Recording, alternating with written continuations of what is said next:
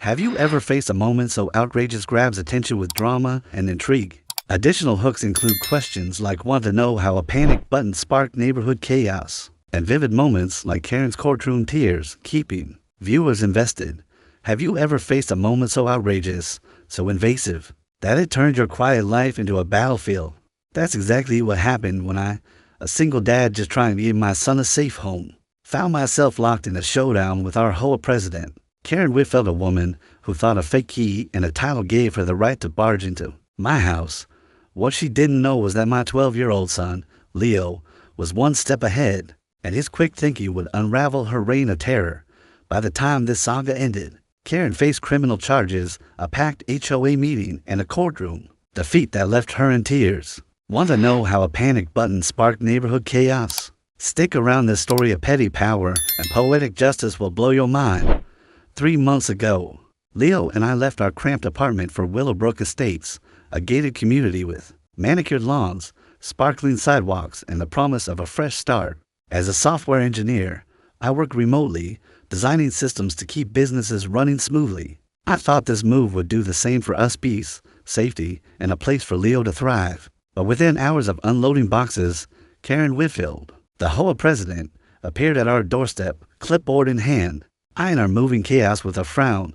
"Standards must be maintained," she said, her tone dripping with forced sweetness. I nodded politely, chalking it up to suburban gatekeeping. But Karen wasn't just a nosy neighbor, she was a self-appointed dictator, wielding her volunteer role like a scepter. Her campaign against us started small, but escalated fast. It began the day she spotted Leo, a mature 12-year-old, walking home alone from the bus stop. Karen marched up our driveway as I carried groceries, her voice cloaked in fake concern. Single fathers often struggle with child supervision. "Have you considered after-school care?" I explained that Leo was fine, monitored through our smart security system cameras, door sensors, the works. "I work from home," I added, always a click away. Her smile was cold, her eyes calculating. I felt a chill, but I brushed it off. Big mistake. Days later, Karen returned, claiming an HOA bylaw banned kids under 16 from being home alone. When I asked for the rule in writing, she said it was under revision. No document ever materialized. Instead, her surveillance intensified. Every weekday around 3:45 p.m., her silver SUV would creep past our house. Sometimes she'd park across the street, watching. Leo, unnerved, asked if she was trying to kidnap him. We started logging her visit times, photos, doorbell cam clips. Neighbors whispered about Karen's history, finding people for unapproved mailboxes, banning kids' bikes from driveways, even demanding a neighbor repaint their house because the shade of blue clashed. But nothing prepared us for that Tuesday in October. I was in a high-stakes video call with Japanese clients when my phone lit up with alerts. Motion at front door, failed key entry attempt. Then Karen's voice blared through our security speaker. "Open this door immediately." My heart raced as I pulled up the live feed. There she was, jamming a key into our lock, shouting about a welfare check as HOA president. Leo, calm beyond his years, activated our emergency lockdown, a system I'd installed after reading about HOA overreach. In other communities, it sealed all doors and windows, recording everything. "Dad, that Karen lady's trying to get in," he said over the phone, voice steady.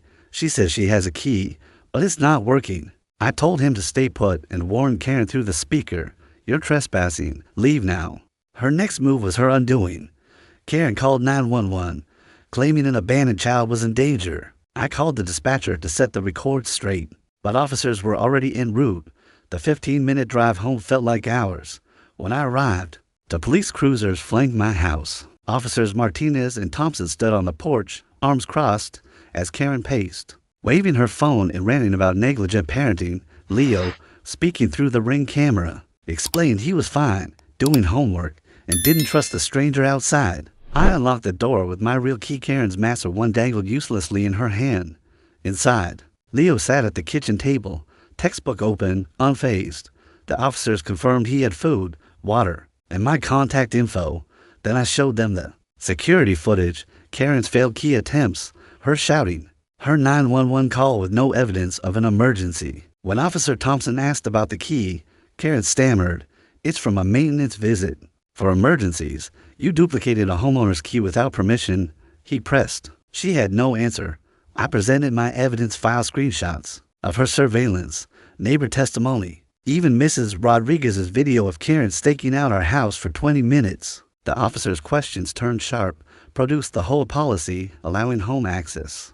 Officer Martinez said, Karen mumbled about a document at her house. No HOA overrides state property laws. Thompson snapped, citing her for unlawful attempted entry and filing a false emergency report. Karen's face drained of color as neighbors watched, phones out, ready to post the drama online. The fallout was swift. The next HOA meeting was standing room only, the air electric with gossip. My attorney, Jacob Morrison, an HOA law expert, presented our case. Karen's key duplication violated state privacy laws. Her false 911 call wasted police resources, and her harassment caused Leo emotional distress. Neighbors piled on. Tom Bradley, the treasurer, admitted Karen never had board approval for a key policy. Sarah Kim, the secretary, produced minutes showing Karen's home access motion was rejected. A retired paralegal, Mrs. Jenkins, shared how Karen had fined her $100 for a non-compliant bird feeder. The vote of no confidence was unanimous. Karen stood, face like stone, and spat, "You'll regret this. Without me, this place will crumble." She stormed out to dead silence. But the story didn't end there. Curious about Karen's master key, I researched HOA regulations. Most states, including ours, prohibit HOA letters from holding homeowner keys without explicit consent, a rule rooted in property rights law. Karen's actions weren't just unethical, they were illegal. The board ordered a key audit, uncovering that Karen had duplicated keys for 6 other homes, claiming emergency access. She faced misdemeanor charges for unauthorized key duplication and a $5,000 fine for false reporting. Her real estate license, her pride and joy, was suspended pending review. We filed a civil lawsuit for harassment and emotional damages, backed by Leo's testimony about feeling watched and unsafe. The court awarded us $15,000, banned Karen from HOA office, and issued a restraining order keeping her 100 feet from our home. The sentencing hearing was unforgettable. Karen stood in court, her polished image shattered, as the judge listed her offenses: trespassing, false reporting, breach of fiduciary duty. When the bailiff outlined her probation terms to 100 hours of community service, no contact with our family, she broke down, tears streaming. The woman who terrorized our neighborhood with fake authority was now a cautionary tale. All because a 12-year-old knew to hit a panic button. Now, Leo and I enjoy our home in peace. Our security system a quiet guardian. Every so often, I catch neighbors swapping stories about that Karen incident.